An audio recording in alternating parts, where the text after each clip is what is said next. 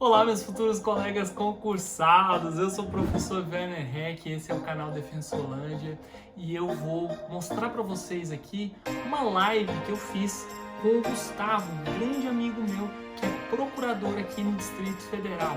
Vamos para a live? Fala, mestre! E aí, tudo bom, Tudo professor bem? Gustavo? Ah, Tranquilo? que honra, bicho, poder fazer essa live contigo. Que é isso, cara. A honra é toda minha poder debater aqui. Como você já até falou, né, as nossas visões bem diferentes. Eu espero que a gente dê um exemplo aqui de divergência civilizada para o pessoal da internet aí que anda meio com os ânimos acirrados, né? Você sabe que eu tenho falado muito isso com todo mundo, cara. Enquanto ficar os coxinhas gritando de um lado, os petralha do outro, meu amigo, nós não vamos sair do lugar. A É gente verdade, precisa começar a conversar, é né? verdade. Eu falo que assim a gente tem que entender que a direita quer o bem das pessoas e do país e a esquerda também quer o bem das pessoas do país. A gente partir desse pressuposto, a gente vai começar a conversar, né? Sem dúvida, sem dúvida. E convergir, né? Tentar achar soluções que realmente são produtivas para a maioria, para todo mundo, no final das contas, né? Com certeza. Meu amigo, começa me contando aí sobre o canal aí, a Defensolândia. Tenho visto alguns temas muito interessantes, hein? Pois é, cara, eu acho que isso aí é um efeito da pandemia. A gente vai ficando meio doido e vira youtuber também, né? Então, eu acabei criando o canal Defensolândia, é algo que eu já tinha em mente já há algum tempo. Já tinha, inclusive, feito toda a parte de registro do canal e tudo mais, e eu nunca tinha colocado ele para frente. Eu tinha feito isso já há mais de um ano atrás.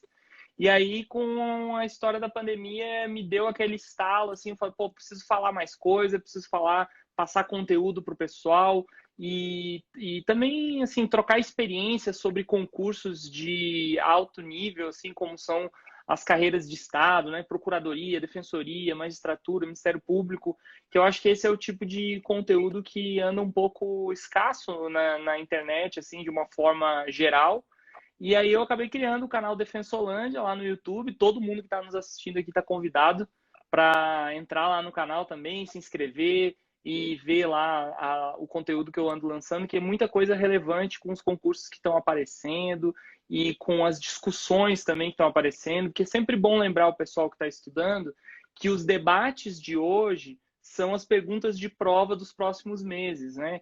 A gente está tendo aí toda essa comoção sobre a questão do racismo e tudo mais. E aí eu fiz um canal lá também sobre o caso Simone André Diniz, que foi uma condenação do Brasil por racismo institucional, uma condenação na Comissão Interamericana de Direitos Humanos. Então é interessante a gente falar sobre isso e já abrir a mente das pessoas para elas ficarem atentas a esses assuntos, principalmente por conta dos concursos que tem pela frente, mas também pelo diálogo que a gente tem que ter sobre esses problemas que a gente identifica, né, ao longo do tempo aí, e tentar melhorar como sociedade. Com Então tá. certeza. E vou te falar, não é para te agradar, não. Ser meu amigo, a gente tem que ser sincero. Estou gostando muito mesmo dos temas, do formato, tá muito legal. Tenho certeza que seu canal lá, cara, vai crescer muito, viu? Porque quando o Cara, conteúdo é bom, você é bom, tenho certeza que só vai crescer, não tenho a menor dúvida. brigadão aí pela força. Espero que cresça mesmo. Eu comecei com um canal no YouTube um tempinho atrás, mas não achei que a qualidade estava boa, sabe? A Uhum, qualidade da imagem não estava boa, a qualidade do som não estava boa. E na internet, se for para fazer coisa ruim, é melhor nem entrar, é, porque é, tem muita concorrência também. Aí sem eu dúvida. parei e você está sendo um incentivo aí para eu poder Opa, voltar. bora voltar. Quando você inaugurar esse canal aí, quem sabe se a gente não faz uma joint venture aí para você vir falar no Defensolândia da inauguração, reinauguração do seu canal lá. Bora, bora, vamos sim. Meu amigo, só para a gente se apresentar aqui, talvez tenha gente que não nos conheça, né? Eu sou o Uhum, professor Gustavo, sou procurador do DF há 11, 12 anos, mas de procuradoria eu tenho uns 15, porque antes disso eu fui procurador lá no estado de Goiás, fui procurador da Fazenda Nacional também. Então, a minha carreira ela é toda aí dentro da advocacia pública, o que me uhum. faz ter um amor pelo princípio da reserva do possível, ter uma consideração especial pelo horário, né? Ao contrário do professor Werner, que vai se apresentar aí agora. Pois é, para quem não me conhece, eu sou defensor público aqui do Distrito Federal já desde 2017, então 3 anos, pouco tempo ainda. Mas antes disso, eu fui assessor de ministro no Supremo Tribunal Federal, fui assessor também em primeira instância, segunda instância aqui do Tribunal de Justiça do Distrito Federal. Colecionei algumas aprovações em concursos públicos também fora do Distrito Federal, mas acabei me apaixonando por Brasília e não saio daqui tão cedo, eu acredito, porque nem estudando para concurso eu tô, então é aqui que eu fico. E para variar, né, ao contrário do professor Gustavo, eu tenho um certo apego à dignidade da pessoa humana como algo, como algo inegociável. Meu pai às vezes me perguntava o que que eu fazia na advocacia pública. Eu brincava com ele, falava: pai, lembra de Mateus lá da Bíblia, coletor de impostos? Pois é, sou eu, basicamente é isso que eu faço, né? Mas, meu amigo, vou te falar que quando eu comecei a pensar aqui em algumas questões para a gente trabalhar na nossa live, eu acabei chegando à conclusão que eu tenho muito mais coisas para perguntar e saber de você do que realmente para falar. Até porque a experiência que vocês da Defensoria Pública têm com essa parte penal, né, de sistema prisional, etc., é infinitamente maior do que o nosso lá na Procuradoria. Lá a gente trabalha muito as questões de responsabilidade civil e as questões de contratação mesmo, ligadas à licitação, contrato, área de pessoal dessa área prisional, mas não necessariamente as questões penais em si, como Sim, a sim. Defensoria Pública tem essa experiência, né? E aí eu te digo mesmo, porque eu vejo, assim, pelo que você falou, é a área estrutural do sistema prisional do Distrito Federal que vocês tratam como o dia a dia. E é algo que a gente vê menos. A gente vê o efeito da área estrutural, né, dos problemas que a gente encontra quando a gente atua, e aí começa a identificar para saber exatamente como resolver, mas é uma consequência do trabalho da área penal e criminal e da questão de direitos humanos. Então, eu acho que eu também tenho bastante coisa para te perguntar sobre essa área estrutural do sistema prisional. Então, vamos embora. Olha só, eu Bora! acho que a gente pode começar falando um pouquinho aqui de dois princípios aí do direito constitucional, do direito administrativo, que em alguns momentos eles vão se chocar, né? Na Uhum. verdade, são princípios que não deveriam ser até de certa forma complementares, mas nas brigas judiciais, advocacia pública, defensoria pública, a gente vê que esses princípios se chocam, né? Uhum. O primeiro princípio é o princípio da reserva do possível. Esse princípio, ele é um princípio de extrema importância, eu acho que é um dos pilares, não só do direito administrativo, do direito constitucional, mas da responsabilidade fiscal também, que é Uhum. aquele princípio que diz que, por mais que as necessidades humanas sejam ilimitadas, a capacidade que o Estado tem de prover essas necessidades, ela é limitada. E o Uhum. Estado, ele não pode ir além da sua capacidade econômico-financeira, né? Então, esse é um limite, o limite, a capacidade do erário, a capacidade econômica do Estado, é um limite para o Estado poder implementar todos os direitos fundamentais, mas especialmente os direitos sociais, é onde ele vai ganhar um campo ainda mais importante. Quando eu Uhum. falo lá isso no direito constitucional, eu sempre digo que existe um outro princípio que ele vai contrabalancear o princípio da reserva do possível, né? Ele vai, de certa forma, dizer, né, que o princípio da reserva do possível não é uma desculpa para tudo, que é o Uhum. princípio do mínimo existencial. Que aí eu passo a Uhum. bola para ti. Bom, mínimo existencial, é bom a gente falar aqui que ele é uma característica de direito humano, né? A própria Constituição, a interpretação do Supremo sobre a Constituição é da primazia da dignidade humana, mas eu vejo isso também, é bom a gente conversar aqui sobre essa questão teórica, que eu vejo um descompasso entre os nossos preceitos constitucionais e a nossa lei de responsabilidade fiscal, que veio depois, né? Veio baseada na Constituição e tudo mais. Ela realmente foi um grande marco para a gente dar uma lisura para as contas públicas e uma administração melhor e mais transparente para as contas públicas, mas ela, ao mesmo tempo, é o que você estava falando, ela traz muitas amarras para o Estado na questão de gastos e acaba esquecendo dessa interpretação constitucional que prioriza aí a dignidade humana.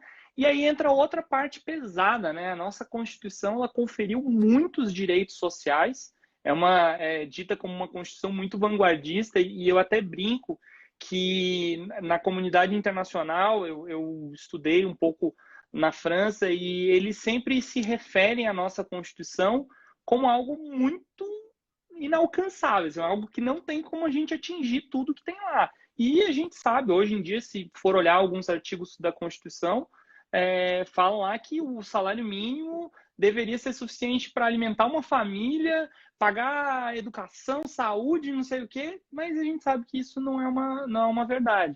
Então, assim, tem a parte do faz de conta da legislação e a realidade, que a gente tem que o tempo inteiro tentar ajustar. E eu acho que é aí que entra o grande embate que se tem procuradoria, defensoria, principalmente nas ações coletivas, que em grande escala é o Estado que acaba sendo o réu nessas ações coletivas que a Defensoria Pública ajuiza, exatamente por conta disso, porque existe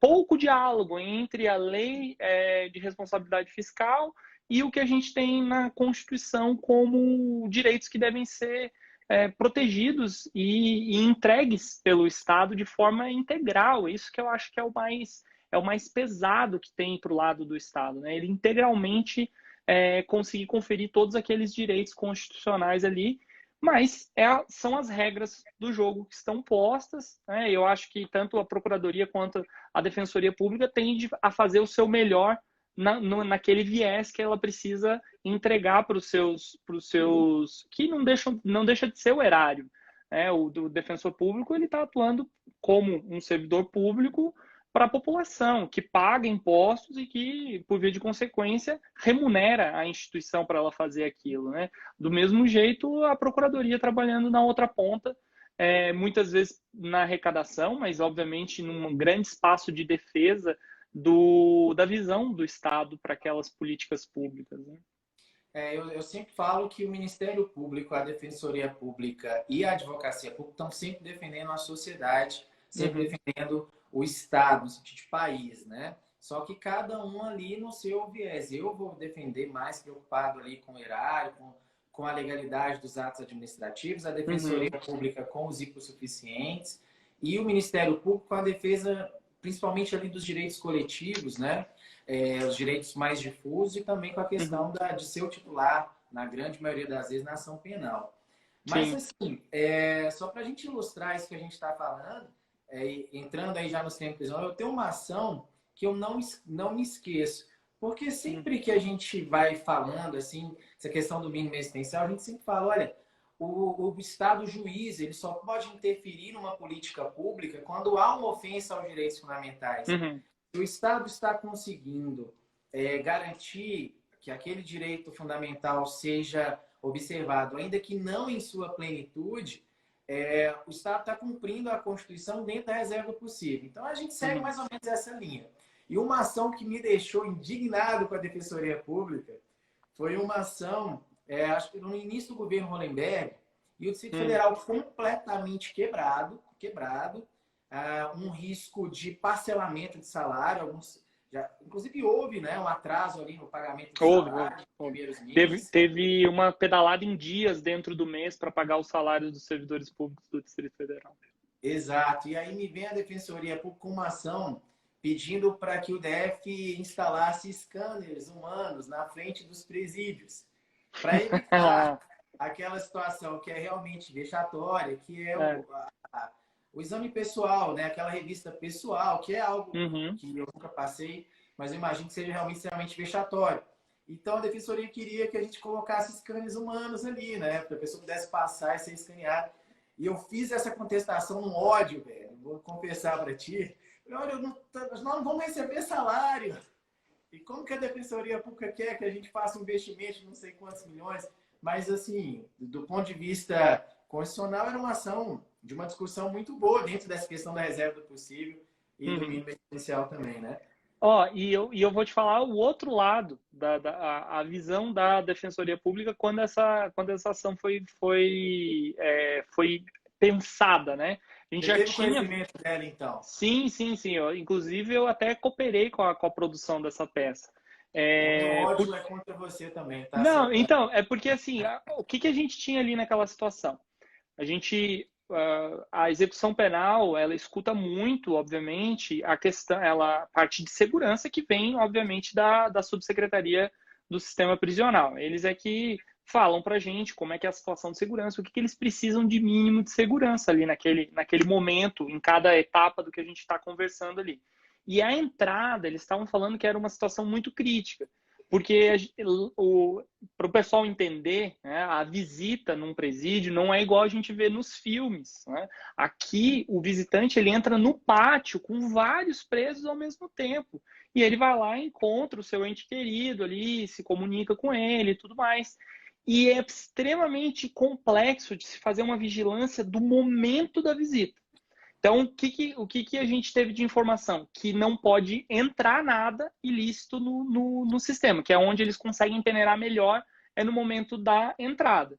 E a gente estava numa situação que era a seguinte, olha, ou afrouxa essa questão dessa revista, e aí eles falam, bom, aí a gente não tem controle nenhum, porque se a gente não fizer uma barreira na entrada, não tem controle algum para a gente verificar se não está acontecendo alguma coisa de ilícito dentro da unidade, no pátio, que é pior ainda, né? Já lá dentro, sob a vigilância do Estado, mas a gente pode colocar scanners, pode aparelhar essa entrada de alguma forma. Então a gente, em vez de falar assim, ó, libera geral para entrar, a gente quis fazer o meio de campo, falar assim, não, peraí, então não vamos liberar geral, mas vamos dar um aparelho que não seja algo, né, que não seja vexatório para fazer aquele tipo de revista, no final das contas, que não deixa de ser, né? Uma revista mecânica, né? Por scanners e tudo mais. Então a gente ficou naquela, assim, se ficar o bicho come, se correr o bicho pega. Então o meio caminho que a gente conseguiu encontrar era esse daí. E é também importante uma coisa, que isso foi um toque que eu falei na época. Eles estavam falando também sobre essa questão dos salários e tudo mais. Eu falei assim, olha, pelo que eu me recordo de AFO, a gente tem uma distinçãozinha, né, da origem da despesa, né? A gente tem a etiquetação de despesas e a gente falaria ali, na verdade, de uma despesa de custeio, seria ali, eu não viria aquilo como investimento porque ele se deprecia, né?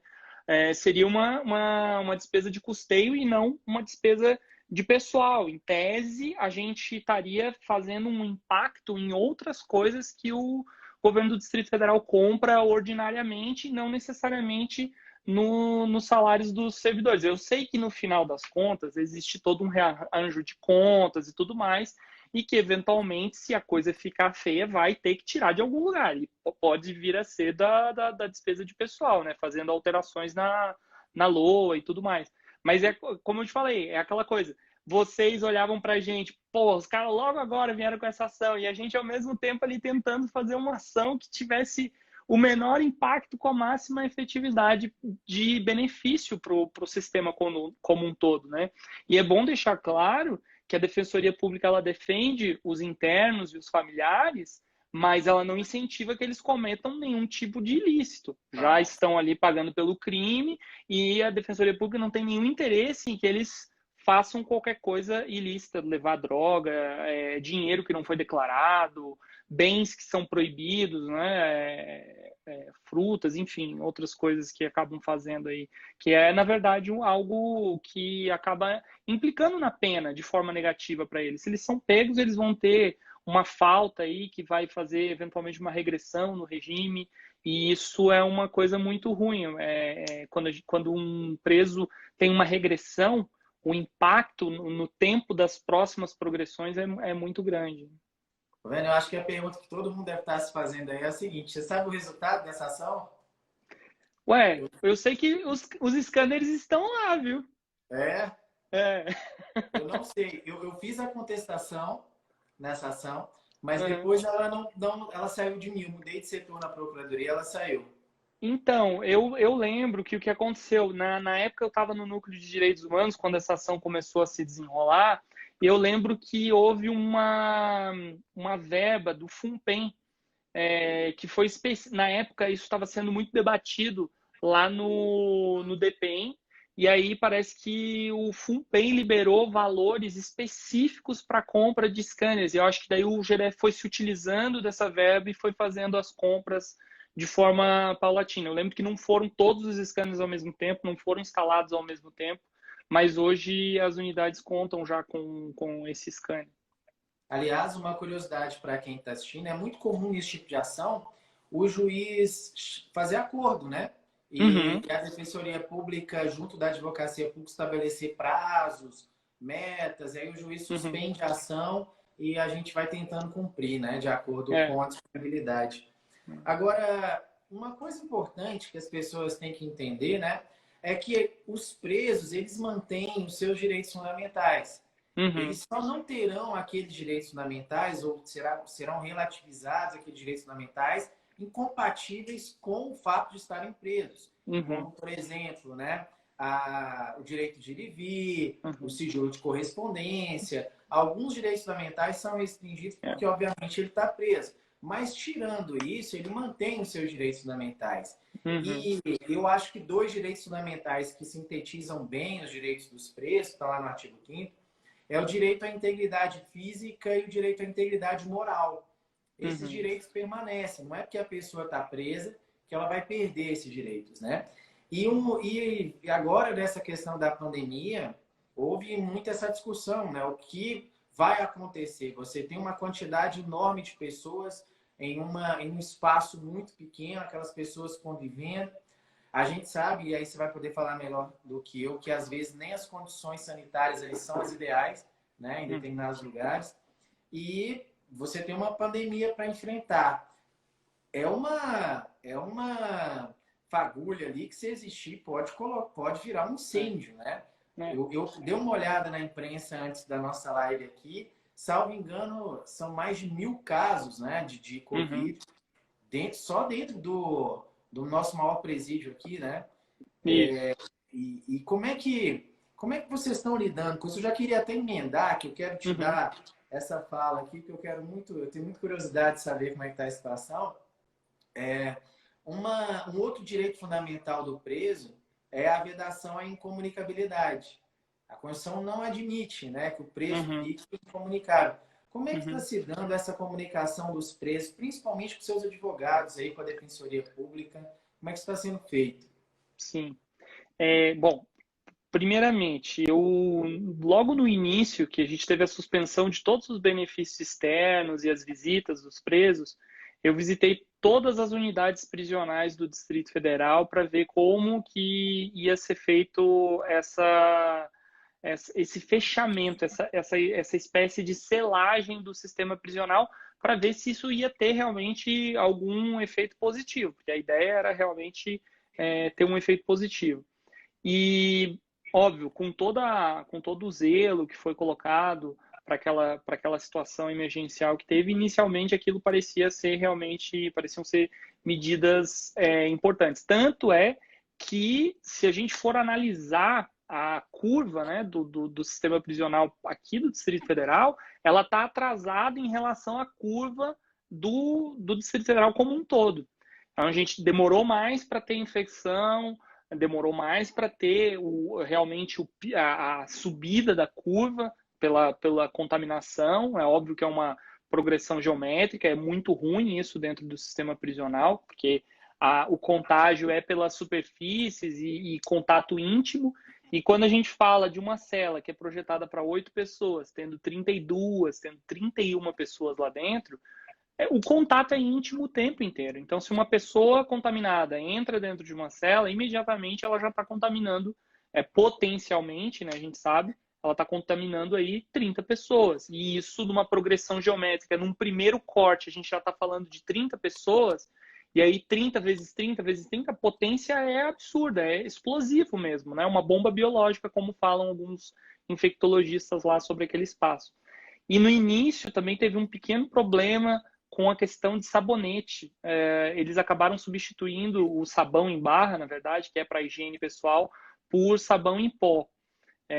Isso foi dito como algo eficaz pelos infectologistas e aparentemente foi eficaz, mas não é o ideal para aquela situação. Logo em seguida foi normalizado isso também, porque era uma questão de estoque mesmo, e, e aí acabou que no final das contas era o esperado, a contaminação ia ser muito alta. Mas tem uma notícia boa, como a faixa etária, né, na grande maioria, é baixa das pessoas que estão presas, para o pessoal entender, dificilmente a gente tem um idoso preso, só se ele cometeu o crime já como um idoso, né?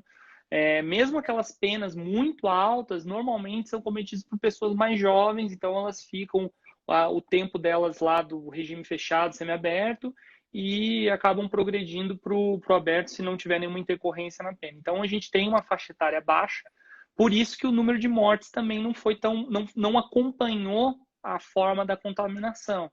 Hoje, salvo engano, a notícia atualizada é duas mortes de detentos e um policial penal que morreu. É óbvio que nenhuma morte é aceitável, mas em termos estatísticos, a gente está numa situação relativamente favorável ainda, né? A gente já tem vários que estão já recuperados também da Covid. Então, é preocupante ainda, mas dos males o menor, assim, da situação que a gente tem. É que o fato, assim, de eles estarem isolados acaba contribuindo também um pouco, né? Vira um problema, mas deixa eu só cumprimentar aqui, olha, a Marjorie, uma aluna muito querida minha, a Mariana, a Sueli, que é uma pessoa que eu amo de coração também. Aí já várias pessoas passaram aí, o Fernando, o Maico, cumprimentar todo mundo. São muito bem-vindos. Bom, aí teve um outro ponto que você falou sobre o isolamento, como que eles estão lidando com a situação do isolamento. A gente teve um julgado, inclusive recente, foi semana passada, do STJ, que por questões formais acabou não estendendo o pedido desse habeas corpus, que era originalmente de Minas, ele acabou não sendo estendido para o Distrito Federal num primeiro momento, por questões formais. Então, a gente vai fazer as vias para que não tenha esse impedimento formal para buscar o mesmo resultado para o Distrito Federal. Não fica bravo comigo, viu? O STJ já julgou essa tese dessa forma. Quero entrar nisso já já. E aí, o que aconteceu? A gente tinha vários presos que já estavam no seu trabalho externo, né? Que é sair durante o dia e voltar à noite para dormir no Centro de Progressão Provisória, aqui na sua maior parte dos presos aqui do Distrito Federal. E isso foi interpretado pelo STJ como um recrudescimento da pena. Eles já estavam com benefício, já estavam exercendo, e também um problema de ordem financeira, por conta da Fundação de Auxílio ao Preso aqui do Distrito Federal, a FUNAP. Isso acabou gerando um problema, porque eles não estão prestando o serviço e supostamente a FUNAP também não recebe para fazer o repasse dos salários para eles. Isso tem um impacto muito grande. Então, a gente está falando já, digamos assim, de um desemprego imediato de todos eles. Isso é uma situação um pouco séria. Eu sei que tem atuações do próprio governo do Distrito Federal para suplementar essa despesa e tudo mais, mas não ficou resolvido isso ainda. Então, ainda é periclitante a situação. Então, hoje a gente tem essa questão para o semiaberto, com o trabalho externo, e quem está no fechado, as unidades prisionais estão fazendo atuação por WhatsApp, recebendo mensagem dos familiares, e aí eles entregam uma carta. Óbvio, eles não podem entregar o aparelho, o celular, para o preso responder, né? Porque é proibido eles terem acesso a aparelhos eletrônicos, ainda mais um celular, isso é falta grave. Eles recebem um papel e eles escrevem, fazem uma cartinha, e essa carta é fotografada e enviada para o familiar que quis ter notícias do preso. A gente sabe que não é o melhor dos sistemas, também está tendo alguns problemas pelo volume. Hoje a gente tem 17 mil presos. Em média, cada preso tem pelo menos 3 a 4 pessoas registradas como visitantes, e todas essas 3 a 4 pessoas poderiam ter informações daquele preso. Isso é uma média. Óbvio que tem preso que tem mais, e óbvio que tem preso que não tem nenhuma pessoa. E isso acabou gerando um problema de gargalo. O home office está tentando resolver isso para alguns policiais penais que estão em home office, por questão ou de contaminação, ou ser de grupo de risco e tal. Então, é algo que está se acomodando. Os advogados, foi criado um parlatório virtual que inicialmente é só de uma unidade aqui do Distrito Federal para testes, mas a gente tem algumas dificuldades quanto a isso, por conta, obviamente, da disciplina, das pessoas que estão se utilizando desse serviço, e invariavelmente é uma conversa privada nesse caso, né? O advogado e o cliente, então não pode ter monitoramento da conversa em si, do áudio da conversa, mas existe um monitoramento da imagem, porque somente o advogado pode falar com o seu cliente. Então, o advogado não pode chamar os familiares para eles estarem ali também para falar. E aconteceu algumas situações dessa, e aí colocou em xeque também a credibilidade desse sistema de parlatório virtual. Inclusive, isso é uma das regras do DEPEN, que caso fosse retiradas visitas presenciais dos presos, que tivesse que fazer as visitas virtuais. Aí é uma atuação também, a própria Defensoria Pública está buscando orçamento para isso, porque a gente não tem um orçamento imediato para esse tipo de coisa, para criar salas de visitas, e aí sim não é advogado, não seria defensor preso, nem advogado preso, mas sim o familiar e o preso, e aí essa conversa com certeza pode ser monitorada pelo sistema sem problema algum, como se fosse uma correspondência qualquer. Mas isso ainda não está pronto, está sendo tratado, tá? Pois é, você sabe que ouvindo você falar, eu fiquei pensando o seguinte: uma das coisas que me parece claro nessa pandemia é que muita coisa vai mudar. Eu vejo lá na Procuradoria, no Detran, onde eu estou atualmente, e em vários lugares, quantas mudanças vão ser provocadas por conta dessa pandemia, a quantidade de coisas que a gente está precisando enfrentar. Uhum. Toda vez que um advogado vai num presídio, né, você que tem mais experiência, você, de certa forma, coloca em risco a segurança do próprio presídio, porque a gente sabe que, infelizmente, existem os bandidos que levam as coisas para os presos aqui dentro.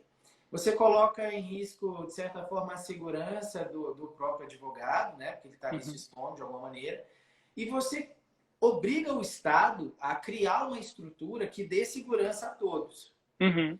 Será que essa pandemia poderá provocar no futuro, né, uma mudança nesse tipo de relação para que passe a ser virtual também, né, entre preso e advogado, garantindo a comodidade de todo mundo, a diminuição de riscos, a diminuição de custos, né? Será que a gente vai ver isso acontecer também?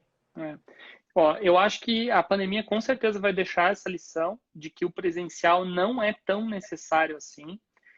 Mas, ao mesmo tempo, a minha esposa é da área de TI, a gente conversa muito sobre custos de criação de sistemas, aplicativos e tudo mais.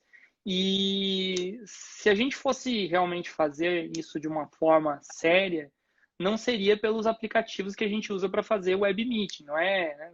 Não estou fazendo propaganda aqui, nem descreditando esses aplicativos, eles são muito bons para a nossa realidade atual, mas nas pessoas que têm sua liberdade total e não para ser utilizados no sistema prisional. Então, utilizar Zoom, Webex, Google Hangouts para fazer entrevista de advogado com um cliente é muito precário, porque você não tem como verificar as informações ali de forma sigilosa e identificar se está tendo alguma falta ou algo do gênero, se ele está transmitindo alguma informação para uma facção ou algo do gênero, porque isso é crime. Os advogados que estão nos escutando aqui não caiam nessa, que às vezes o cara é de primeira viagem ali, vai pegar um cliente no sistema prisional e o cliente acaba exigindo do advogado que ele faça um leve trás de informações para uma facção criminosa, porque sabe que aquilo dali está sob sigilo, aquela conversa. Então, muito cuidado, isso é crime, o advogado comete crime fazendo isso nessas situações. E a gente precisaria de um sistema muito sério, muito bom, capaz de depurar, ao mesmo tempo, dar sigilo para a conversa, né? E isso é muito complexo, muito caro, muito caro. Essa questão do sigilo é realmente importante, porque eu acho que essa discussão agora, ela existiu também na época das videoconferências, né? Para testemunha, para ouvir ali, às vezes, o réu, Mas ali não é sigiloso, pelo menos tem um juiz assistindo, um Isso. promotor, né? Tem um advogado. Agora, no É. caso, a relação advogado-cliente, que tem esse sigilo profissional, ela é mais complicada. O grande problema dessas audiências com a altiva do réu, de uma testemunha de forma virtual, é porque todos eles têm o direito de se consultar com seu advogado a qualquer momento, inclusive durante a audiência e antes dela. Então, como conseguir conferir esse direito àquela pessoa para ela se consultar com o seu defensor, o seu advogado, enfim, antes da audiência ou durante ela de forma sigilosa. Isso é bem complicado também. Não é algo que estruturalmente é simples. É óbvio, né? Quando a gente fala de estados gigantescos, né, que tem dimensões de países europeus, como no caso de Minas Gerais, Mato Grosso, é óbvio que as escoltas desses estados são caríssimas, são grandes distâncias que são percorridas para fazer essa escolta. Eu acho que acredito que nesses estados o sistema prisional criar um sistema para isso talvez seja financeiramente viável. O Distrito Federal eu tenho grandes dúvidas por conta desse espaço pequeno que a gente tem no Distrito Federal, por conta dessa aglomeração que a gente tem dentro de um único complexo prisional. Praticamente todas as unidades prisionais estão lá dentro do complexo da Papuda. Então a gente não tem grandes dificuldades de deslocamento por conta do espaço. Eu sei que gira na cifra de milhões o custo de escolta aqui do Distrito Federal, e aí a gente tem que ver se criar um sistema realmente bom nesse nível que eu estava falando aí, também não custaria algo parecido com isso. Eu sei que aplicativos e programas de informática que não são de prateleira, tem que ser algo realmente criado do zero, tem um custo significativo, um impacto muito grande e um custo de manutenção também muito grande por ser algo específico, né? Mas é bem interessante pensar como a pandemia vai acelerar essas discussões, né? Sem dúvida, sem É dúvida, bem sem dúvida. interessante pensar assim. O Tribunal de Justiça do Distrito Federal, agora a partir do dia 15 de junho de 2020, algumas audiências já vão ser feitas de forma virtual. A Vara de Execuções Penais já faz com frequência essas audiências virtuais, mas são sempre em situações de inquérito disciplinar, em que o inquérito disciplinar já está resolvido, já está elucidado todas as provas, e, na verdade, a audiência ela serve muito mais para que o preso ele tome ciência de que ele está sendo regredido ou não por conta daquele inquérito disciplinar. É muito mais ligado a uma comunicação do que necessariamente uma instrução.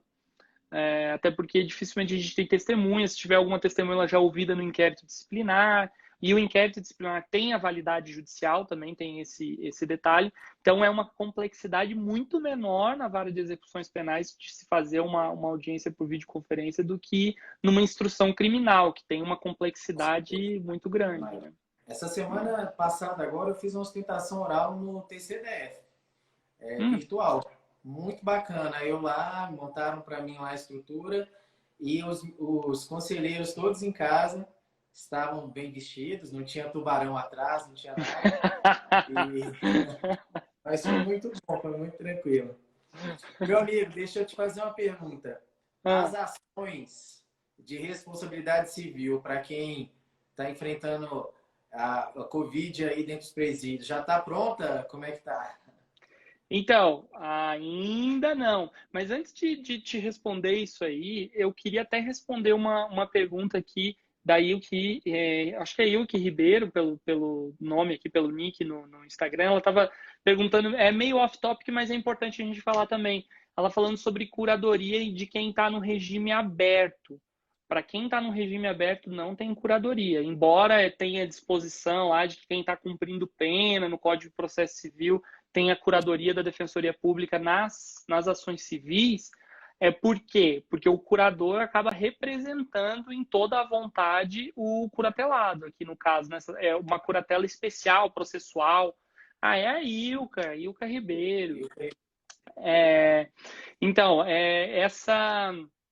essa previsão ela é para quem está no fechado e no semiaberto e não tem possibilidade de se deslocar ou buscar um advogado ou defensor público. Então, Isso é o entendimento que vem sendo fixado quanto a essa questão. O Código de Processo Civil de 2015 ele deu uma ampliada nessa questão da Defensoria como curadora processual, né? É bom deixar isso bem claro, é diferente do curador lá na questão da interdição, que é outra ação completamente diferente, e é outra posição que o curador tem ali naquela questão de interdição. Mas aí, voltando à tua pergunta, você me desculpa, a questão da responsabilidade civil do Estado nessa questão da pandemia, né? Posso só fazer um parênteses aqui antes? Hum. É só lembrar as pessoas o seguinte, né? Quem não está muito familiarizado com esse tema, o entendimento, gente, é de que, em relação às pessoas presas, né, o Estado assume uma especial proteção, né? Porque já que elas estão sob a guarda do Estado, né, a guarda específica ali do Estado, o Estado tem sobre elas um especial dever de proteção. Isso faz com que o Estado, inúmeras vezes, seja responsabilizado civilmente sempre que um preso ele é agredido ou quando um preso ele não tem assistência à saúde de forma correta ali dentro do presídio.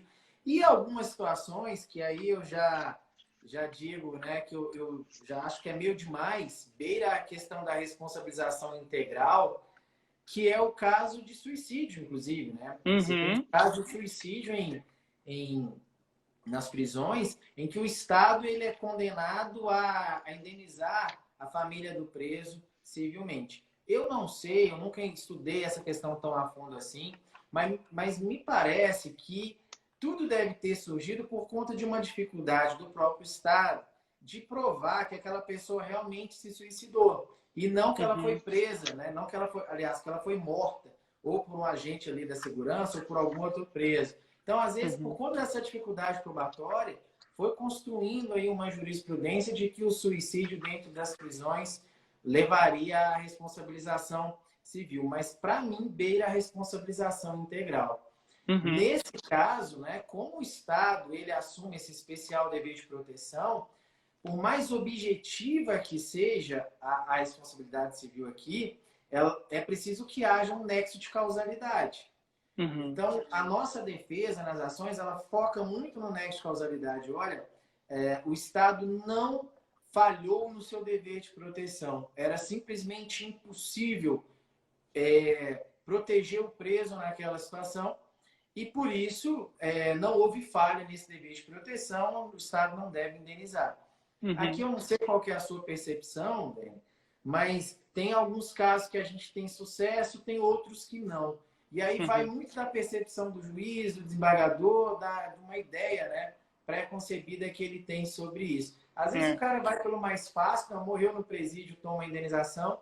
Às vezes você tem os casos dos juízes, dos desembargadores que realmente adentram ali mais nos fatos para ver se houve uma falha, né? Só para terminar, você tem aquelas situações em que você tem facções rivais e o Estado bota todo mundo junto. Então o Estado era previsível que aquilo ia acontecer, o Estado não se preocupou. Mas há situações que eu já vi de que os assassinatos acontecem em questões de minutos.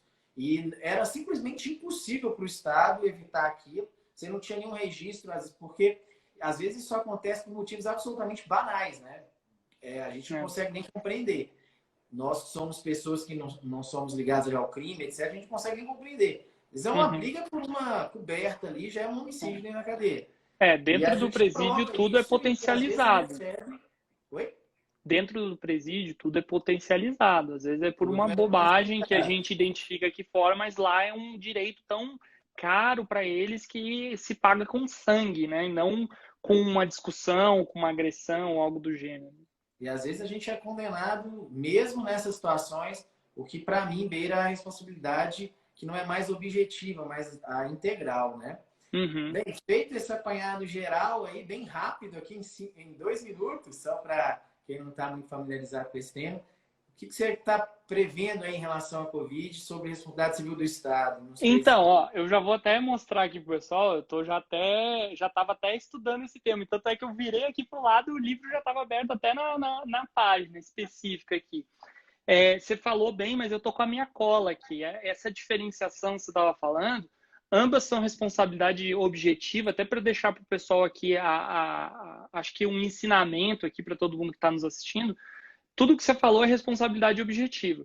Só que a gente tem uma diferenciação entre duas teorias, né? A teoria do risco administrativo e a teoria do risco integral. Então, a do risco administrativo, a gente tem que comprovar o nexo causal. Já no risco integral, você não comprova nada. Tá? Aconteceu ali sob a responsabilidade, independentemente de ter nexo causal ou não, vai ter que ter a responsabilização do Estado no risco integral. Essa Só, teoria... Oi. desculpa, é só um exemplo aqui. O exemplo que a doutrina sempre dá é de um raio que caia numa usina nuclear, por exemplo. Isso. A responsabilidade por dano nuclear ela não é objetiva, ela é integral. Então, mesmo não tendo nexo de causalidade, o Estado responde, né? Exatamente. E já houve um momento na nossa jurisprudência em que a morte dentro do sistema prisional foi considerada, era julgada pela teoria do risco integral. Só que hoje isso vem sendo flexibilizado de forma até mesmo, às vezes, mesmo o suicídio não ser indenizado, quando não é possível fazer nenhuma identificação de que aquele fato ocorreria, de que aquela doença mental durou muito tempo, até o momento em que a pessoa comete o suicídio, que a pessoa deu realmente todos os indícios em tratamentos, quando ela conversou com agentes penais e algo do gênero, quando não tem nada disso verificado e a pessoa ainda assim se suicida, comete o suicídio, né, no final das contas, já tem sido flexibilizado isso. A gente já vê os julgados em que a teoria do risco administrativo, e aí tem que demonstrar o nexo causal de omissão do Estado para que aquela pessoa chegasse naquela conduta. Mas tem uma outra situação muito comum nos presídios do Distrito Federal, que é o momento em que os presos estão saindo da ala e indo para o pátio. Existe um detector de metal ali naquele espaço, exatamente para que os presos não levem nada pontiagudo, nada de metal para o pátio, onde eles vão ter uma liberdade maior para cometer atos ilícitos, agressões, assassinatos, enfim. E normalmente isso acontece no momento que eles estão no corredor da ala. Então isso aí é um problema que na verdade tem a ver com automatização de cela, que a gente não tem nenhuma unidade com abertura automatizada de cela, tem a ver com o espaço da cela, a arquitetura prisional que a gente tem no Distrito Federal, que ela é antiga, por mais que a gente tenha alguns presídios recentes, como o caso da PDF2 e os próprios novos CDPs, ainda assim a forma com que a arquitetura foi criada, ela não facilita muito a vigilância nesses momentos. Então, ainda assim, nesses casos, aí sim se identifica que o Estado não melhorou a sua arquitetura, não avançou nos instrumentos ali disponíveis para que ele evitasse aquele tipo de conduta, e aí tem indenização. Então, são casos assim, bem detalhados, você tem que realmente trabalhar muito na prova e na instrução processual para conseguir ter uma condenação do Estado nesses casos que a gente tem com mortes dentro do sistema prisional. Quanto à questão da pandemia e aí o dano moral coletivo e individual homogêneo das pessoas presas, eu acho bem complexo isso, porque a gente tem uma outra questão na parte da responsabilidade do Estado, que é o fato fortuito ou força maior, né? Em uma pandemia, em tese, a gente não tem um controle sobre ela. Embora tenham sido feitas várias investidas pela Vara de Execução Penal aqui do Distrito Federal para evitar a contaminação no sistema, a gente tem um pequeno problema aí. Porque quem acabou, aparentemente, né, isso tem que ser verificado de forma probatória e tudo mais, bem consolidado no processo. Mas ao que tudo indica, o que a gente teve como via de contágio do sistema prisional do Distrito Federal foram os próprios policiais penais, que estavam contaminados e foram trabalhar, inclusive fizeram rodízios entre unidades e aí contaminaram outros plantões, que eles dizem, né, outras forças de trabalho que a gente tinha dentro da unidade, isso foi se espalhando. Se isso for consolidado, aí eu já não vejo uma situação de força maior, fato fortuito, enfim, qualquer outra excludente de responsabilidade, porque aí a gente não está falando nem de uma omissão, aí seria, na verdade, um ato comissivo aí dos agentes, né? Mas é Mas óbvio que mesmo, isso vai para o mesmo se processo, né? eles, mas mesmo se eles não tivessem ciência, olha só, agora vamos aqui entrar para a Procuradoria Então, e Defensoria agora veio, Pública. nos últimos 10 minutos, agora o Paulo. Eu tava te achando ótimo, eu falei, poxa, a situação não era tão ruim quanto eu pensava. Mas, bem, mesmo eu acho que a questão vai ser muito ligada ao seguinte: o Estado fez o que poderia ter, o que deveria fazer, o que estava ao seu alcance, quais foram as medidas que foram tomadas ali para evitar que o vírus chegasse. Era Uhum, realmente possível evitar isso? Ou, na verdade, o Estado fez o máximo para protelar a chegada? E uhum, essa questão do agente ter levado o vírus, né? O que é bastante provável mesmo, mas uhum, existe uma situação. As forças de segurança pública, elas estão sendo testadas aqui no Distrito uhum, Federal constantemente, desde o início da pandemia. Então, eles estão fazendo o teste. Então, mesmo sem nenhum sinal aparente de que possuía o vírus, sem nenhuma, né, nenhum sintoma ali de febre, nada, ainda assim o Estado precisa ser então, responsabilizado por isso, porque a isso, outra opção isso era você afastar todo mundo do presídio, é, fechar a exatamente. porta e ir embora, e falar para o pessoal se resolver, né? Então, aí eu até avanço um pouco no detalhe, que é o seguinte: a gente tem tipos diferentes de testes para a gente identificar se a pessoa está contaminada pela Covid. E o teste PCR, que é chamado, que é feito com aquele cotonetezinho no nariz, que vai lá no cérebro e dói um bocado para fazer aquele teste, ele não estava disponível para o sistema prisional. Só eram os testes rápidos, que eram os testes de IgG, que eles só identificam quando você já está com anticorpos. Mas quando você já está com anticorpos, já se passaram dias em que você está contaminando outras pessoas ao seu redor. E isso era um problema. Inclusive, foi apontado como uma falha na época, e demorou para chegar a esses testes. Hoje, o sistema prisional tem esses testes, né? Mas É, aí com... não entra o princípio da reserva do possível, Pois é, você não eu teria acho. que disponibilizar esses testes, primeiramente para o pessoal da área de saúde? Então, eu acho que isso aí vai dar uma grande discussão, e os primeiros julgados sobre esse tipo de situação vão ser muito, muito importantes, porque eles vão dar mais ou menos o rumo que a gente vai ter de debate. E aí eu não falo nem de uma forma menosprezando os tribunais estaduais, mas é óbvio que quando a gente fala de julgados do STJ nacionalizando essas questões, aí sim é que a marretada é forte nas contas públicas e tudo mais. Nos estados, muitas vezes, porque está restrito ali aquele estado, o efeito não é tão bombástico assim. Eu me preocuparia bastante quando viesse realmente os julgados do STJ, mas eu acho que esse tipo de ação ela vai se dar de acordo com a forma de resposta que cada unidade da federação deu para o problema.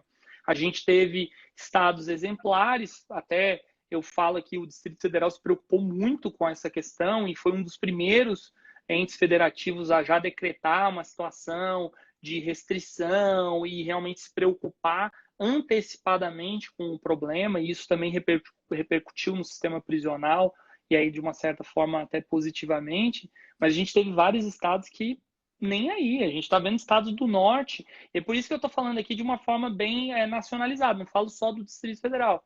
Eu acho que os estados do norte, por exemplo, que a gente tem notícias de que realmente nem lockdown fizeram, nem medidas restritivas estavam fazendo até pouco tempo atrás. Imagina as unidades prisionais como é que estavam. Se o próprio sistema de saúde já entrou em calamidade nos primeiros dias, né, já entrou em colapso nos primeiros dias, imagina o que estava disponível no sistema prisional para resolver. E aí outro detalhe também importante, que você brincou de não, fecha a porta e deixa eles se virarem. Você sabe que isso é uma realidade em muitos presídios do país. O sistema, os policiais penais em algumas unidades, eles não entram nas alas e nem nos pátios, porque aquilo dali é um espaço que já está tomado pelos presos. Então, eles só tem alguns presos que eles chamam de confiança, então dá a chave para o cara, ó, abre a ala aí, faz o procedimento, e eles ficam observando. É óbvio que num momento de tensão, algo do gênero, eles têm uma entrada, mas a entrada é sempre por emergência, e não um espaço naturalmente dominado pela segurança do presídio. Então, isso acontece, e principalmente em alguns presídios do norte. A gente viu alguns anos atrás grandes chacinas e tudo mais que aconteceram exatamente por conta disso, por total ausência da segurança dentro de determinados espaços do presídio.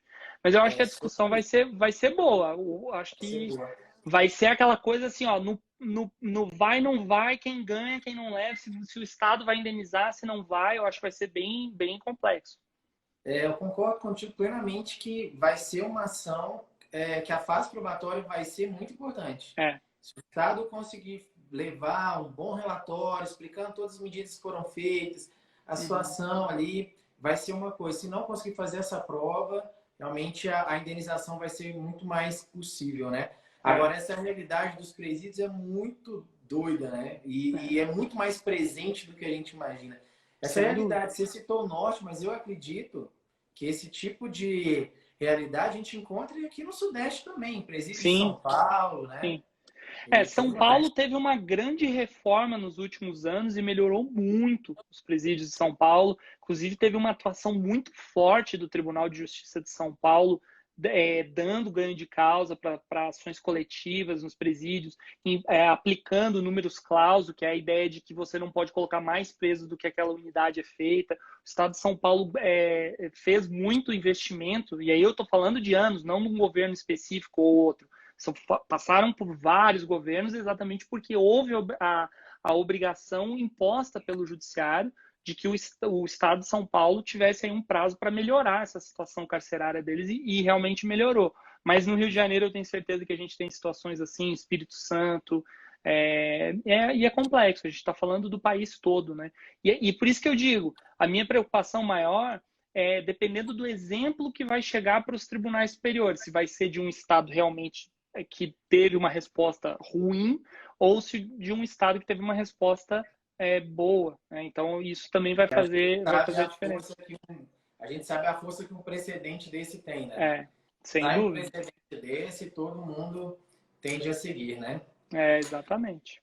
Meu amigo, é isso. Mais alguma coisa? Não. Fazer uma pergunta?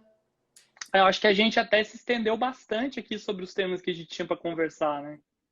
Olha, de verdade, adorei, viu? É muito bom. Eu já sabia que ia ser bom, porque eu sei que é mais forte que a gente. O trabalho, o dia a dia, acaba moldando o seu pensamento jurídico mesmo. Né? E até, de certa forma, visão de mundo, né? Para aquilo que você faz no dia a dia.